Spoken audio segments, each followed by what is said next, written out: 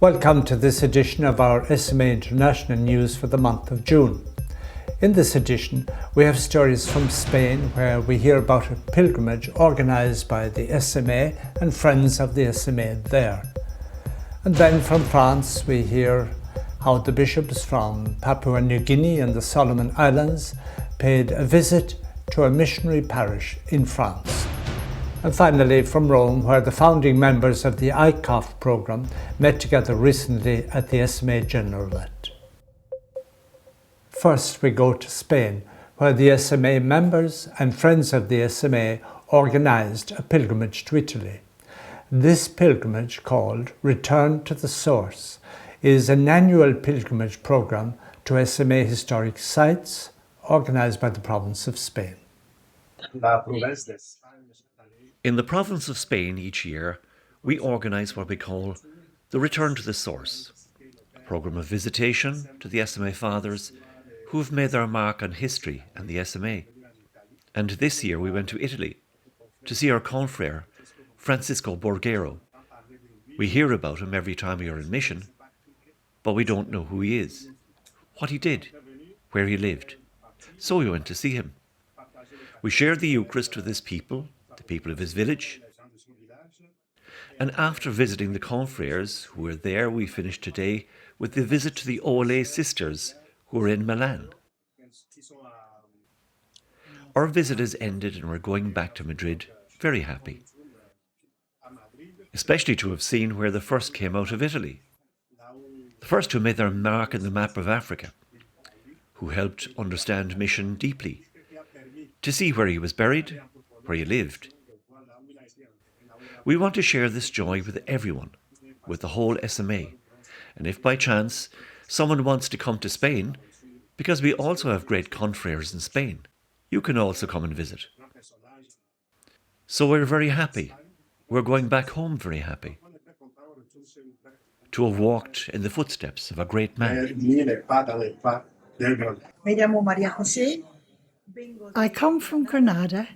I'm a member of the Friends of SMA in Granada. I came on this pilgrimage with the SMA group from Madrid. It was a very enriching experience that filled both my soul and my heart. I felt it was very family friendly, very beautiful. The experience was very wonderful. I felt a strong emotion when putting the plaque on the grave of Father Borghero. The Mass, with the participation of many priests, touched me a lot. It was a very beautiful experience. The group of friends who were present got along very well.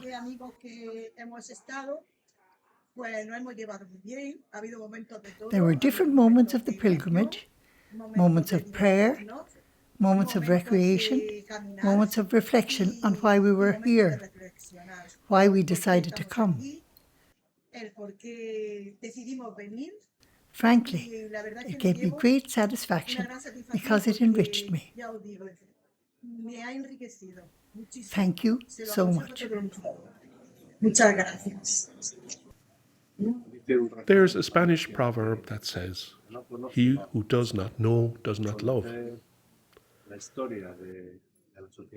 And this is to say that knowing the history of the Society of African Missions gives us a greater understanding and a reason to love the SMA even more. The pilgrimage was about going to meet Borghero, an exceptional personality in the history of evangelization in West Africa. For me, it was a very important moment to stand there before Borghero's tomb in prayer. Prayer for the African missions, prayer for Africa. And it's also an important trip that allowed us to know the size and the scope of the SMA family. We went to see the SMA fathers, the SMA family of Genoa, the laity, the OLA sisters of Milan. Bonds intensify during these kinds of trips.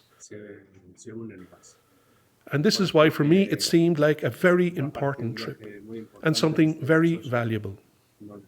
Something that gives us enough courage to continue the work of our mission. Also interestingly, most especially visiting the village of Francesco Angel. I've read about him in books. I've read about him. We've been taught about him so many times in Calabria preparation program, even in the course of our formation. But this is the first time I'm still in touch with him. Seeing the house where he was born, where he arrived, seeing his grave, the parish he attended, and the people who lived around him. So I'm very happy. I hope to see more of these places of missionaries who are giving their life for the mission in Africa. Next, we go to Lyon in France, where the bishops of Papua New Guinea and the Solomon Islands paid a visit to a missionary parish in Lyon on their way to Rome for their ad limina visit. The SMA parish of St. Josephine Bakita hosted them. The choice of venue was a source of great joy for the priests and the people of the parish, who gathered in large numbers to welcome the bishops.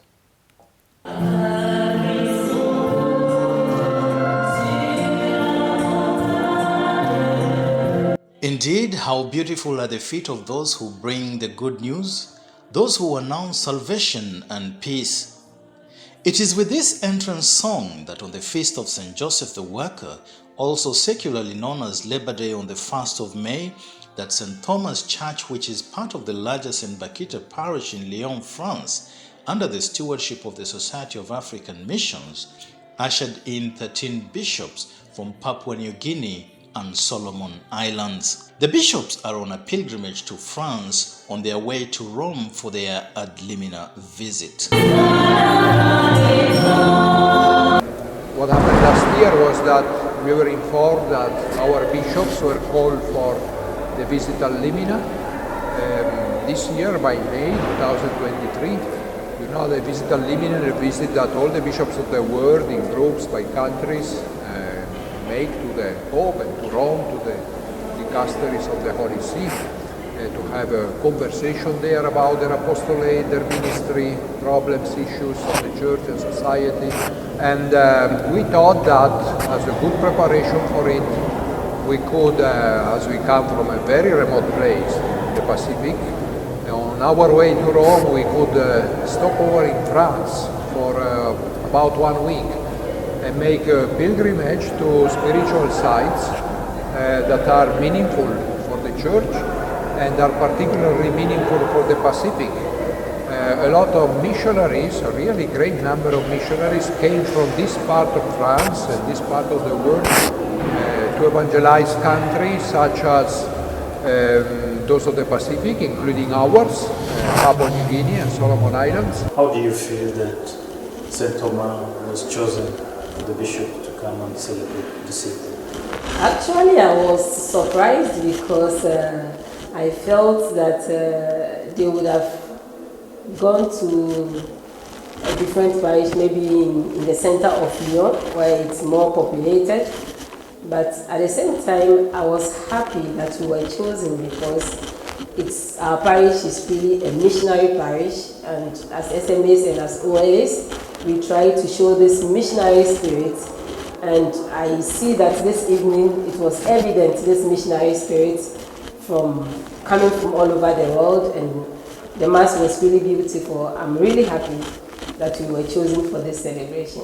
We have total 19 dioceses in Papua New Guinea and 3 dioceses in the Solomon Islands. Both countries formed together, we have one bishops' conference. And coming to the celebration today, we really felt that we are a church universal. We had the communal presence of, I think, people from all the continents of the world today here. My impression about the Mass, I found it very interesting because there was active participation and St. Thomas Church received the bishops very well. The Mass was very beautiful with a lot of bishops and we were given good message and I appreciated the Mass. It is an honor. With all the parishioners, we prepared ourselves to welcome with joy the bishops who have come to discover our cultural diversity at St. Joseph in Bakita, which is our parish.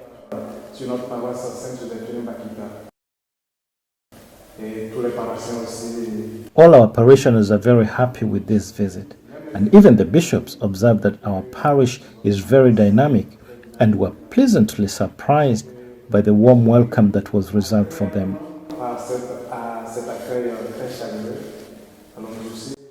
It is equally a joy for the Society of African Missions because we had 7 priests of African Missions who were also present at the celebrations.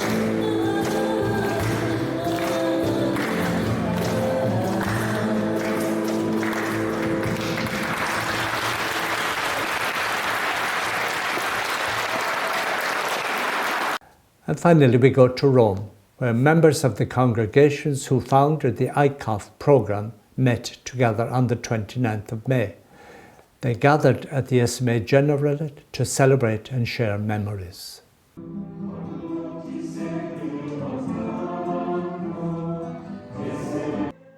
Gathered on Monday, May the 29th, by invitation of the SMA General Council, the members of the Union of General Councils, founders of the Intercongregational Ongoing Formation, ICOF programme, shared a moment of prayer, exchange and conviviality. 5 general councils make up this union, namely the General Council of the Sisters of Our Lady of the Apostles, OLA, of the Congregation of the Holy Spirit, the Spiritan Fathers, of the Missionaries of Africa, White Fathers, of the Missionary Sisters of Our Lady of Africa, MSOLA, commonly called White Sisters, and of the Society of African Missions. This encounter is a tradition that is usually held before a General Assembly or General Chapter of one of the founding congregations. This year the tradition was held for the Sisters of Our Lady of the Apostles, who will have their General Chapter from July the 8th to August the 7th, and for the Missionary Sisters of Our Lady of Africa, MSOLA, who already had their chapter from May the 1st to May the 22nd. They both expressed their joy and satisfaction being part of this union. For OLA, collaborating in an initiative like ICOF, it opens us to different horizons, different experiences. Collaborating male-female, we're all missionaries with an African focus, but we're male, we're female, we're different age groups, we have different experiences, and we've learnt a lot in the process that has helped us as a congregation internally afterwards. And I think the path to collaboration is not an easy path. We have to learn how to understand each other's motivation, understand where we're coming from, and journey together. It's a real synodal journey where we take small steps together, and we've grown in our appreciation, our understanding of each other, and what it means to actually listen and collaborate with others and have to take on board different perspectives and different ideas. It has really helped us to grow as sisters and as a congregation.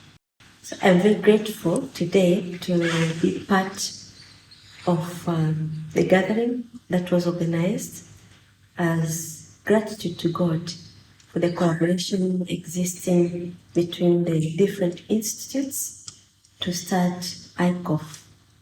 The witness that I have witnessed from sisters, brothers, priests who have attended ICOF, it has really been a time of renewal, spiritually, physically, and mentally.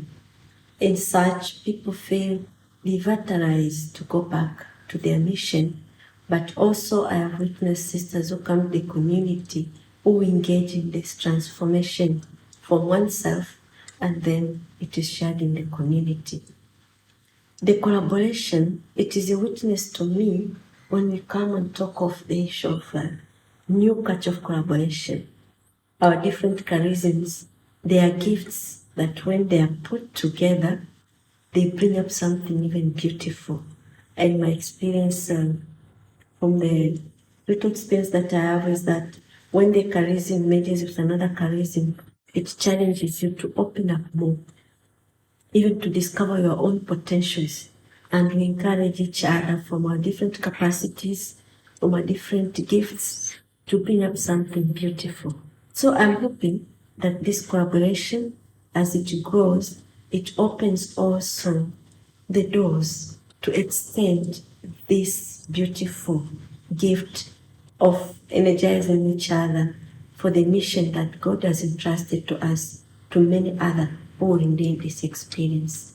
Actually, I'm very, very grateful to God that apart from the administration that is done, that we can still come together and pray together to thank God, even just to say to Him, we are lost, come at our aid. And that is, I think, the basis of my prophetic witness. And for this, I'm very, very grateful. And I encourage many other religions, come to ICOF. You will be renewed, and you will be grateful, you will be energized for the mission. Thank you. The main objective of the Intercongregational Ongoing Formation Programme, ICOF, set up by these 5 congregations, is to make available opportunities for ongoing formation in Africa for priests and religious. The ICOF programme is held in Tanzania and Côte d'Ivoire and will soon open its doors in other African countries. And now for some general information. From June 12th to the 25th, the Plenary Council will be held in Lyon in France. This Plenary Council will be the last of the present mandate before the General Assembly of 2025. A special edition will cover the daily activities of the Plenary Council, which you will be able to follow on your different communication channels. And so that brings us to the end of this edition of our SMA International News for the month of June. We hope that you will join us again next month when we will have more stories and information about SMA mission.